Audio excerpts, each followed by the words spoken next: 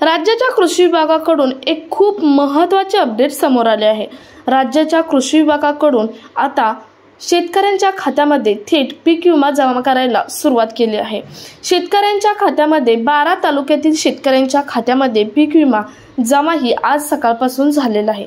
ते तालुके कोणते असणार आहेत हे तर पाहणारच आहोत, परंतु त्यांच्या खात्यामध्ये पीक विम्याची किती रक्कम जमा झाली, ती कशी पाहायची, जमा झालेली आहे ती ते सुद्धा आपण आजच्या व्हिडिओमधून पाहणार आहोत। असेच तालुके घेण्यात आलेले आहेत की ज्या तालुक्याची पूर्णपणे चौकशी झालेली आहे, कारण आता तुम्ही पाहिलं पीक विम्यामध्ये भरपूर मोठ्या प्रमाणात घोटाळा झाला होता आणि त्यामुळेच पीक विम्याची रक्कम आतापर्यंत सरकारने अडवून धरली होती आणि म्हणूनच आता जिल्हा वाईज न रक्कम देता तालुका वाईज रक्कम द्यायला जमा करायला शेतकऱ्यांच्या खात्यामध्ये सुरुवात केलेली आहे। तर हे तालुके 12 तालुके कोणते असणार आहेत, ज्या तालुक्याची कृषी विभागाने पूर्णपणे चौकशी करूनच त्यांच्या खात्यामध्ये आज सकाळपासून म्हणजे 14 मार्च 2025 पासून पीक विम्याची रक्कम जमा करायला सुरुवात केलेली आहे।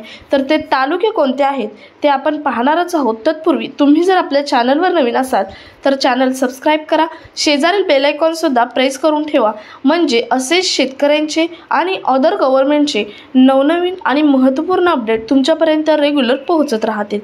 तर सर्वात पहिल्यांदा पाहूयात की हे तालुके कोणते आहेत आणि तालुक्यावाईज पाहूयात की त्यांच्या खात्यामध्ये शेतकऱ्यांच्या खात्यामध्ये रक्कम किती प्रमाणात जमा झालेली आहे। तर नमस्कार, मी पूनम आणि तुम्ही पाहत आहात पुन्हा एक नवीन अपडेट।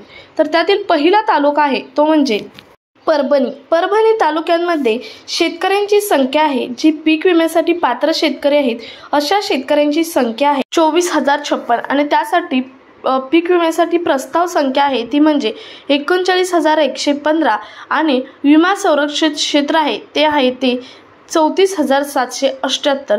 त्यानंतर दुसरा तालुका आहे तो म्हणजे जिंतूर तालुका।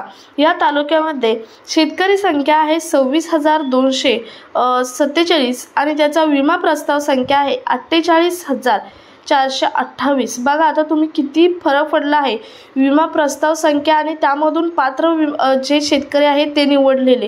जवळजवळ बघा इथं विमा प्रस्ताव संख्या आहे 48,428 आणि त्यातील पात्र आहेत फक्त 26,247। म्हणजे पीक विम्यामध्ये खूप मोठा घोटाळा करण्यात आलेला आहे। त्यामुळे कृषी विभागामार्फत हे सर्व शेतकरी जे आता पात्र आहेत त्या शेतकऱ्यांची कसून चौकशी करूनच हे पात्र शेतकरी ठरवलेले आहेत। त्यानंतरचा पुढचा तालुका आहे तो म्हणजे सेलू तालुका।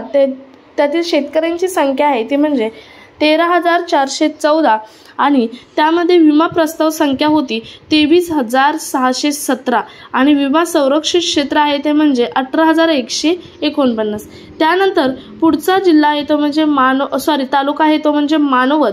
त्याची शेतकरी संख्या आहे ती म्हणजे 10,401 आणि विमा प्रस्ताव संख्या होती ती 15,727।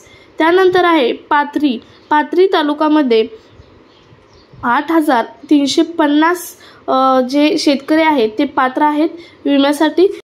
त्यामध्ये विमा प्रस्ताव संख्या होती 13,888, फक्त त्यातील 8,350 पात्र आहे। त्यानंतर सोनपेठ तालुका यामध्ये शेतकरी संख्या आहे पात्र ती म्हणजे 7,822 आणि विमा प्रस्ताव संख्या होती ती 13,221। त्यातील फक्त 7,822 शेतकरी हे पीक विम्यासाठी पात्र आहेत। हे फायनल शेतकरी आहेत, शेतकऱ्यांची संख्या आहे या तालुक्यातील ही जी शेतकऱ्यांची संख्या मी आत्ता सांगितलेली आहे या शेतकऱ्यांच्या खात्यामध्ये सकाळपासून पैसे जमा व्हायला सुरुवात झालेली आहे। त्यानंतर पुढचा तालुका आहे तो म्हणजे गंगाखेड तालुक्यामध्ये शेतकऱ्यांची संख्या आहे ती म्हणजे 16,385 आणि त्यातले जे प्रस्ताव केलेले शेतकरी होते ते 34,845 होते। त्यानंतर पालम तालुका आहे त्यामध्ये 20,573 शेतकरी पात्र आहेत, परंतु 42,732 शेतकऱ्यांनी प्रस्ताव केला होता। त्यानंतर पूर्णा तालुक्यामध्ये 33,816 शेतकऱ्यांनी प्रस्ताव केला होता, त्यातील 19,272 शेतकरी पात्र ठरलेले आहेत। हिंगोली तालुक्यामध्ये 1,745 शेतकऱ्यांनी प्रस्ताव केला होता, त्यामध्ये 1,129 शेतकरी पात्र आहेत। त्यानंतर कळमनुरीमध्ये 8,293 शेतकरी पात्र आहेत, प्रस्ताव केला होता 12,144 शेतकऱ्यांनी। त्यानंतर वसमतमध्ये 13,111 शेतकऱ्यांनी प्रस्ताव केला होता, त्यामध्ये 7,138 शेतकरी पात्र ठरलेले आहेत। त्यानंतर औंढा नागनाथ तालुक्यामध्ये 13,100 शेतकऱ्यांनी जो प्रस्ताव आहे तो केला होता, त्यामधील 7,062 शेतकरी हे पात्र आहेत पीक विम्यासाठी। आता ही पीक विम्याची जी तुम्हाला शेतकऱ्यांची संख्या सांगितली, या शेतकऱ्यांच्या खात्यामध्ये आज सकाळ म्हणजे 14 मार्च 2025 सकाळपासून तालुका वाईज पैसे जमा व्हायला सुरुवात झालेली आहे। बऱ्याच शेतकऱ्यांच्या खात्यामध्ये हे पैसे सुद्धा जमा झालेले आहेत। तुमच्या झाले नसतील तर उद्यापर्यंत या 12 तालुक्यातील शेतकऱ्यांच्या खात्यामध्ये पैसे हे जमा होणार आहेत।